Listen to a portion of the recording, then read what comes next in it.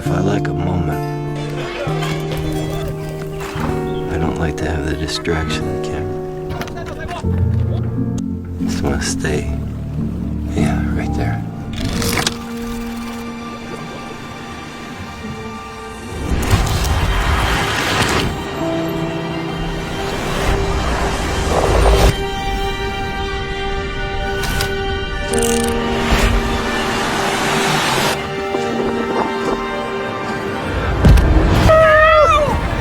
This is a horse!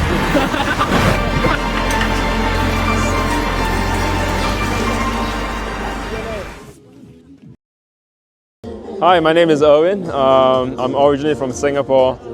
A bit too old this year, but decided to sign myself up on this trip to explore Sichuan. What's your name? I'm Sylvia. So I'm from Poland. I live now in UK and Spain. I work for social and climate change. My name is Sam. I'm from New Zealand. I'm in China for a month. Testing.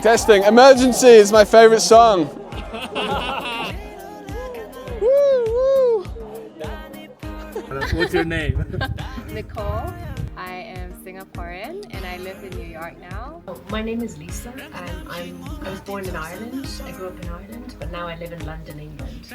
And I am in China on holidays. 35-year-old guy, originally from India, likes to make films, do some acting, make video logs.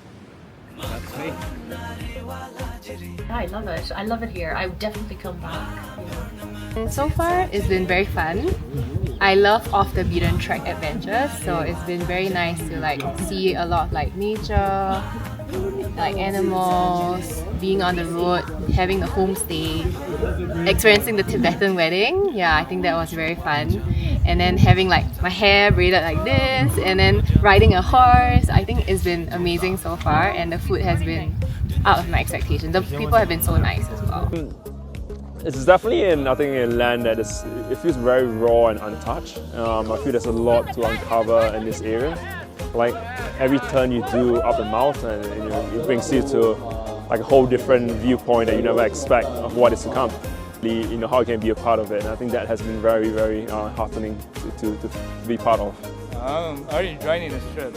Yeah, no, I think apart from really interacting with the locals, the homestays that we do, taking a horse up the mountain, and I think more so having Gopagoda to bring us around. I think that has been incredible to really help us connect and feel closer to the locals. Well, I've been to India and I've met the Tibetan community there because a friend of mine is married to a Tibetan. So it was quite interesting then to see the Chinese side of Tibet. I was always very curious about Tibet and visiting Lhasa, so I'm very lucky to be able to get so close to Tibet here. But also when we were in Litang, we went and we did some thangka painting, and the teacher was so helpful and fun and friendly. I mean, I can't paint at all. I have no idea very much about art, but it was such a beautiful experience. And then they showed us what they can do, which is quite spectacular. So that was fascinating. But it was also interesting how their lifestyles, how they can afford to paint. So they only paint in the winter, and then in the summer months they have to deal with, say, tourism. They also go hunting for the little worms that have fungus in the mountains. So it's trying to incorporate or to fund their lifestyle of thangka painting and keep up the tradition. But I was so touched that they welcomed us into this art class, even though none of us have a clue about art, and that was amazing. Yeah, I loved it. Yeah, really interesting. You can tell in each village if it's a Tibetan village or a Han village, and the Tibetan villages are so unique because they're so colourful. And the layout is so unusual. Oh, the monasteries. Yesterday we went to the monastery on top of the hill, and it also has a nunnery. It was just beautiful. It's in this valley surrounded by beautiful snow mountains, and just the beautiful Buddha statues everywhere. The atmosphere, it was just wonderful. Yeah, it was right. There's very nice food and very nice people. It's been very fun so far. I think I like the culture a lot. I like how different everyone is. You go from Chengdu, which it's very city-like, and then you come out into the mountains, and it's full of this place. It's very beautiful, lots of culture, very, very different. So the biggest surprise was the temple when the monk was praying, and yeah, it was like the amount of monks and the beauty of this like experience was like really positive surprise, emotional one. The other one, the food surprise. You will never know what you can get. Lots of different types of meat and the parts of meat from animals. People surprise because they're super helpful and smiley, and I think also I don't feel like a stranger. I feel like it's like so safe and so accommodating that I know that I'm coming from a different country, but I kind of feel like I belong it here. Exceeded my expectations, which were very high to begin with. Why are you laughing? Cut this bit. I enjoy like the the mountains, the Tibetan culture, and the snow, the hot spring, and wait a minute, the highlight, Tibetan wedding. Yeah. I don't even know any Tibetan, and I got invited. Can you imagine that? I'll tell you a secret about it after. But the wedding was amazing, great food, amazing people, great hospitality. And I met a wife there. Yeah. Well, she's not with me, but I'll collect her one day when I go back. And when I decided to go to China, I have only 50 days visa free. But I think a few days ago, now Poland has 30 days visa free. This is my first time in China at all and my first time in Western Sichuan. I heard that there was really good food and really nice people, so here I am. In Singapore, we know a lot about Sichuan food. Very spicy, but that's the main thing that we know about Sichuan. We don't really know much else about it. And I was very curious about China. I haven't been to China in a very long time. The last time I went was Shanghai, Beijing. They're very common places, and I wanted to see what Sichuan has to offer apart from spicy food. Well, I'm ethnically Chinese, but I feel like I haven't been around the country enough to understand the culture, the heritage, and the history of the land. And especially this part of the world, this part of China, which I've not actually been. So I feel this is a great opportunity for me to go to the obscure places, to reconnect with the locals, and to really get in touch with all the local heritage and the history of the land. Well, this is my first time in China. I have a friend in London who loves China, so he recommended for me to come here. And he heard about this amazing group with Gopagoda, this guy called Zichin is organising a trip to go in towards the Tibetan Plateau. So I was really curious about coming to visit the area. And also years ago I studied plants at Kew Gardens in London, and they used to always talk about the trees of Sichuan. So I wanted to come here and see the trees and the plants. And then I found out they had these beautiful pandas in Chengdu, so of course I had to come and see the pandas too. A friend who I knew from somewhere who introduced me to this tour group.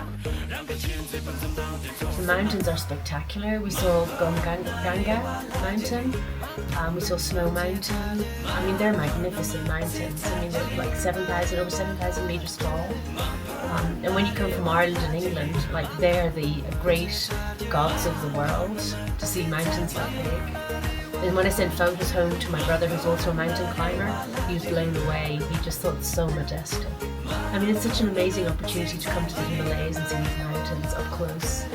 And I love when they're covered with snow. They look so spectacular. So the mountains Yara we saw in one of the stops. We saw many monasteries, lots of temples. Of course, that signifies the spiritual energy which lives around these mountains, which is why people come here in the first place. So yes, absolutely, if you want to experience spirituality, connect with nature, this is the place to come. Beauty, hardy conditions, and like spicy food. I think rich, beautiful, and the last one is probably underappreciated. Yeah, I think culturally rich, just in terms of the history, and I think all the sights that we see, the mountains, I think there's so much behind it that a lot of people should know about and get to know more about as well. Remote, mysterious, spectacular, spiritual, beautiful, kind, adventure, beauty, magnificence. It's a special part of the world, definitely, yeah. Spirituality, giant mountains, hot spring, unexpected weddings, and no coffee, but amazing buttermilk tea. Acquired taste, I must say. Are very religious. Yeah, that's why they're probably so kind as well. Yeah, they've been so warm. I think I was very surprised by it because every time I go to the bigger cities like Shanghai, Beijing, they are very more aggressive. They are very like in a rush to go somewhere. But then here they are very kind and they want to like take care of you. Have you eaten enough? Have you slept enough? And they want to make sure that you're comfortable. So I really like them. The people have been nothing but friendly and welcoming, and they genuinely want to show you what their life is about and how you can really, how you can be a part of it. And I think that has been very, very heartening to be part of. Tibetan people are connected to the nature. You can see from their attire, from the way they interact with each other. You can see that they are grateful to the Mother Nature, and they're eco-friendly, and they're very gentle and nice and welcoming to the foreigners. And there's no pressure to talk in their language. There's a lot of body language going on to communicate with them, but they're always very welcoming and hospitable. Gopagoda, fantastic! Best tour ever. Like really, I think the fact that you managed to get us all the local homestays, and we saw like CF was amazing, best driver, amazing tour guide. Yeah, I think I really like the off the beaten track experience. And I've been for quite a few tours, and I don't like that it's very restricted and structured. This one is more free flowing. So if there's something that we want to do, I feel like you try to make it happen, which I appreciate. Yeah. No, I think it's been great. I mean, the Gopagoda people like you guys, Sichuan and Jasmine, definitely know a lot about this area, and it's been helpful to always been able to ask questions and get to know a bit more about the stuff that we see. So definitely very very happy to get on this trip and can't wait for the next one. Gopagoda Travel is made up of a lovely group of people who are interested in what people want. They all have the same values as me. They want to explore, they want to experience, they want to have adventures. It's fun. They get on so well with the local people. They know where to go and what to do. They're incredibly kind. And they're mindful. Like when I wasn't very well and I needed, the oxygen bag, they took me to the hospital. It's been amazing. It's been absolutely amazing. We go traveling every day. We see new places in Sichuan, in the mountains. We see amazing weather conditions, from glorious sunshine to heavy snow. We have incredible adventures where the car breaks down. We've got to put snow shoes on the car. We make it up really steep, scary hills. And then we visit these lovely villages, like some of Tibetan villages. And the people are so friendly and welcoming, and then they see that I'm a foreigner and then they want to know where I'm from. They're just so chatty and welcoming and friendly. And also the organisers of the group, they're so kind and flexible and supportive. And when we're hungry, they always stop and we find an amazing restaurant and they order the best food in the restaurant and we share all our food together, which is an amazing experience for a Westerner. I love it all. I love eating, I love seeing the scenery. I just wish I spoke Mandarin so then I could speak more to people in their language. Pagoda, yes. They just came out of nowhere really, and they rescued my trip to China. I had no idea where to go, what to do.